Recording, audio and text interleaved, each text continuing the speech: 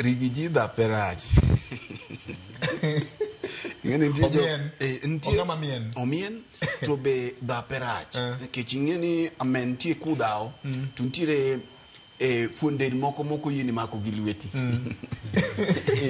tiro ka en kunde go emodwa no mak godo jatend piny okoluro chike mag dao ine kuno no kodwa ne omak jatend piny gi funi dende kumoko nego beno make go machike magameno koyie kuri ngeni kunde mineno odhieni en jagorila kunde modhieno bedo matek ne jatend piny mondo omake godo kuro chuno ni iywaka ti we oketi e lwete ang'o momiyo wacho kama Victor ing'eni rigiji en jabungu en jagorila kit lweny makoro goni ma kore en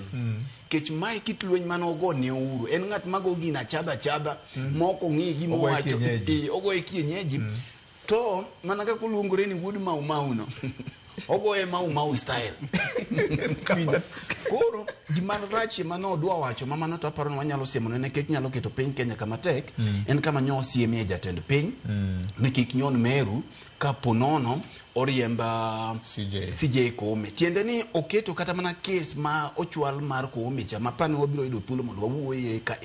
kama tek nekech koro dok nyal tiyo tije e yo makare to ponono ombulu ma 2027 ochopie do kama Koome e CJ e Supreme Court do neno ka gini diketo Koome kama tek nikech possibility ni gini nyalo chopo kuno dibeti kuri ngeni okawo Koome chodhi oywaye siasa winja to ma bende kit siasa ne koro en ng'at ma siasa ne bedo ga chadha kamano to bo chadhe ka okodeo to ma emomiyo jok maluwe ohere nikech gidwaro ng'at machalo kode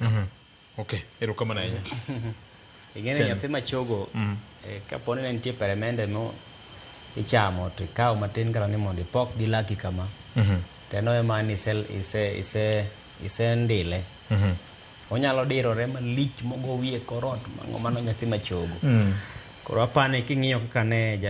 jatend piny machon dirore nyisi ni ochalo